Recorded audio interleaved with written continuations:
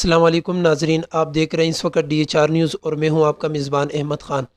ناظرین، اس وقت ہم موجود ہیں KPK کے علاقے لنڈی کوتل میں، جو کہ ترخم بارڈر کے ساتھ یہ علاقہ لگتا ہے، اور آج ہم یہاں پر موجود ہے سر عبدالرازق شینواری صاحب کے ساتھ، جو کہ اقرا اسلامک ایجوکیشن سسٹم کے پرنسپل ہے۔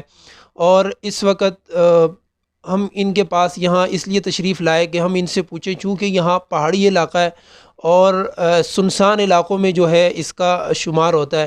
کوئی بھی حکومت کی طرف سے ہم نے کوئی بھی ایسی سہولت نہیں دیکھی جو کہ ایک شہری علاقوں میں یا دیہاتی علاقوں میں جو حکومت ایک سہولت دیتی ہے اپنے شہریوں کو۔ سب سے پہلے عبدالرازق صاحب، آپ کو DHR نیوز کی طرف سے السلام علیکم۔ السلام علیکم بھیا، ہم آپ کو یہاں پہ اتنی دور سے آئے ہوئے، ہم آپ کو یہاں پہ ویلکم کہتے ہیں، آپ کو سلام کہتے ہیں، اور ہماری آواز کو یعنی ہمارے مسائل کو اعلیٰ حکام تک پہنچانے پر ہم آپ کے انتہائی مشکور ہیں۔ اچھا سر، یہ بتائے، جو آپ کا علاقہ ہے وہ ہم نے خود دیکھا ہے، ناظرین اس وقت اس کو اسکرین پر بھی دیکھ رہے ہیں۔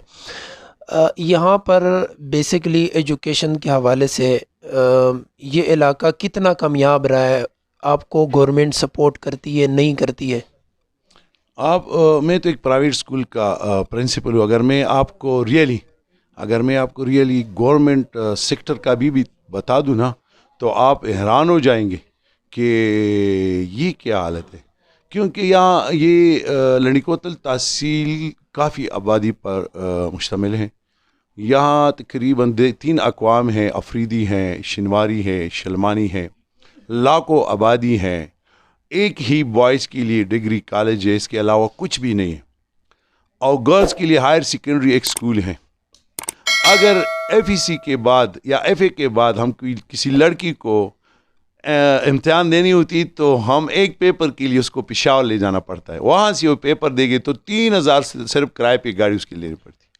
آپ کو بوائز کو دیکھتے ہو تو BA BC کرنے کے بعد یہاں پہ MMEC کی کوئی پروگرام ہی نہیں ہے، پوسٹ گریجویٹ کوئی کالج ہی نہیں ہے۔ یہ گورنمنٹ سیکٹر کی میں آپ سے بات کر رہا ہوں۔ لاکھوں آبادی کے لیے یہاں پہ یونیورسٹی نہیں، یونیورسٹیاں ہونا چاہیے۔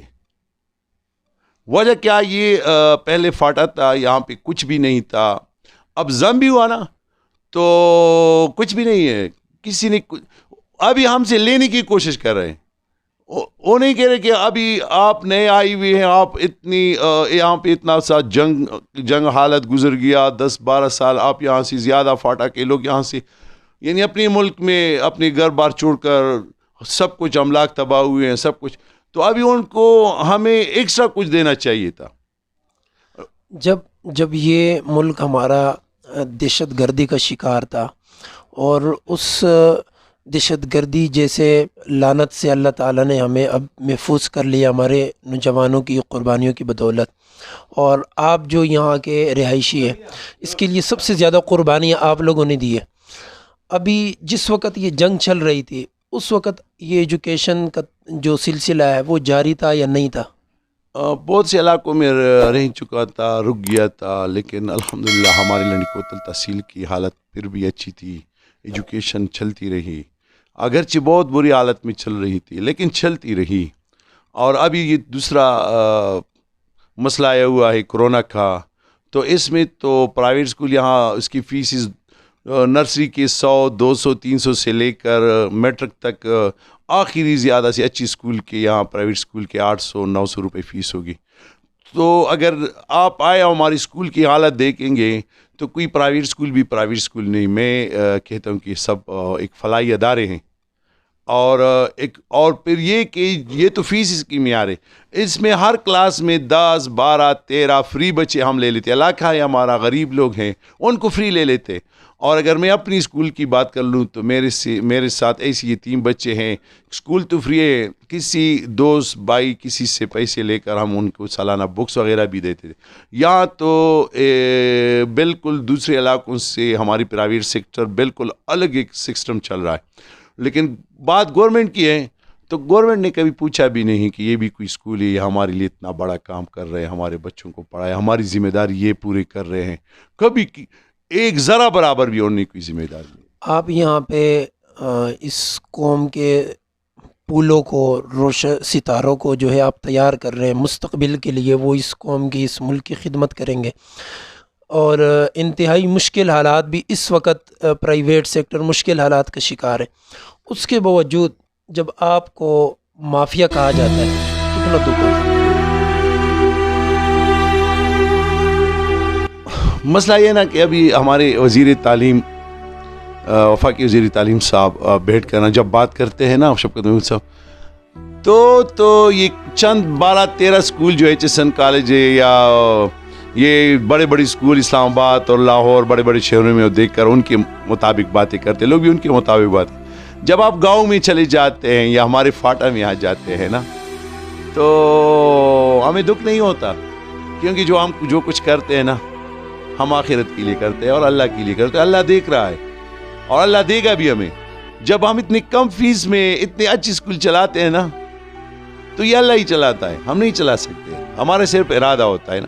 تو ان علاقوں میں اگر آپ اسکول میں صحیح طور پہ گھومیں، دیکھ کے اور صحیح کھولے ہوں، اس وقت آ جائیں تو آپ یقین کر لیں کہ آپ خود یہ انٹری دیں گے کہ ایک فلاحی ادارے یہاں پہ چل رہے ہیں، کوئی پرائیویٹ اسکول ہی نہیں ہے۔ 6-7 مہینے یا سال بعد جو اسٹوڈنٹ کرونا میں چھٹیاں کرنے کے بعد واپس تعلیمی اداروں میں آئے یہاں پہ، چونکہ ایک دیہاتی علاقہ ہے، یہاں کوچنگ سسٹم اتنا خاص نہیں ہوگا، اس کے علاوہ یہاں ٹیچرز کے لیے بھی کافی پریشانی ہوگی کہ لوگ جائے کوچنگ وہاں پڑھیں، فیسز کا بڑا مسئلہ ہے۔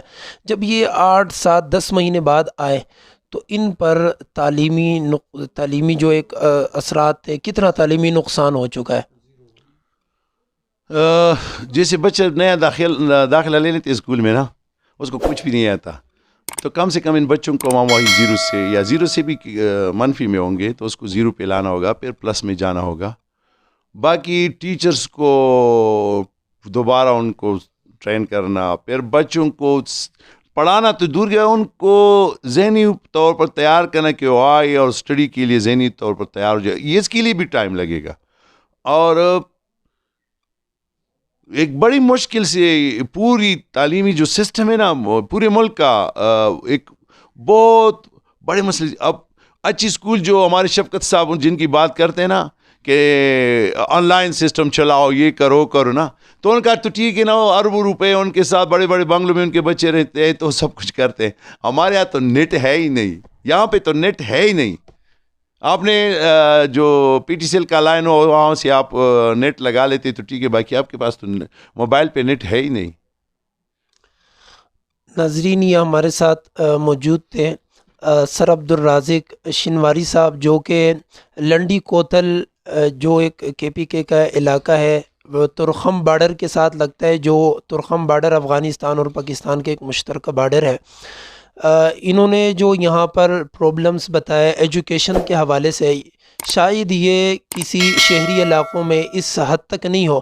پھر انہوں نے ایک بہت اہم بات کی فیڈرل ایجوکیشن منسٹر کے لیے، کہ انہوں نے آن لائن کلاسز کی بات کی، اور یہی بات پنجاب کے ایجوکیشن منسٹر بھی کرتے ہیں، سندھ کے ایجوکیشن منسٹر بھی یہی بات کر رہے ہیں، لیکن ان کا یہی کہنا ہے اس وقت ہم جہاں موجود ہیں یہاں سگنل ہی نہیں آتے موبائل کے۔